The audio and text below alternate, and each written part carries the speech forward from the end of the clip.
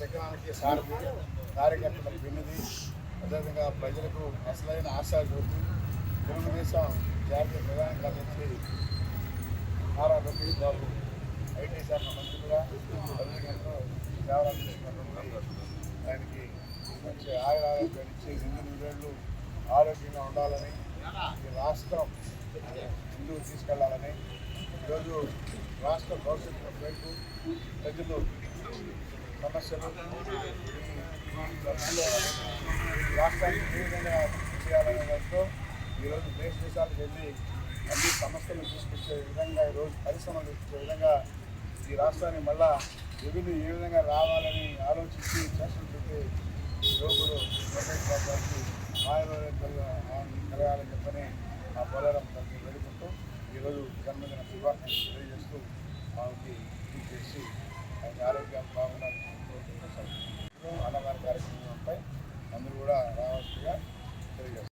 IT శాఖ మంత్రులు నారా లోకేష్ బాబు జన్మదిన వేడుకలు ఈరోజు ఘనంగా అన్ని దగ్గర జరుగుతూ ఉన్నాయి. ఆయనకి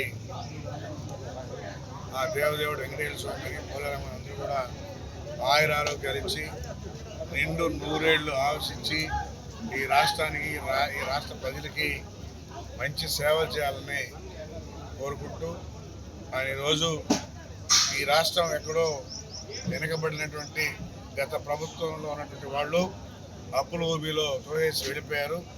ఈరోజు అప్పుల్లో ఉన్నా కానీ ఈరోజు అన్ని దేశాలకు వెళ్ళి పరిశ్రమలు తీసుకొచ్చడానికి అహర్నిశలు కష్టపడి మీటింగులు పెట్టి మన రాష్ట్రాన్ని ముందుకు తీసుకెళ్లే ప్రయత్నంలో మన లోకేష్ బాబు ఉన్నాడని చెప్పేసి కూడా తెలియజేస్తూ ఆయన మంచి ఆరోగ్యాన్ని ఇవ్వాలని చెప్పేసి ఆ దేవదేవుడు వెంకటేశ్వర స్వామి కోరుకుంటూ మంచి ఆరోగ్యాన్ని ఇచ్చి ఈ రాష్ట్ర భవిష్యత్తును కూడా కాపాడాలని ఆయన చెప్పేసి కోరుకుంటూ అదేవిధంగా నారా లోకేష్ బాబు గారికి ఈరోజు జన్మదిన శుభాకాంక్షలు తెలియజేస్తూ సెలవు. చరిత్ర సృష్టించినోడు ఇప్పుడు ఆ చరిత్రని తిరగరాయబోతున్నాడు. అబద్ధాల గోడల్ని బద్దలు కొట్టి నిజాలను రాగా మీ ముందుంచబోతున్నాడు.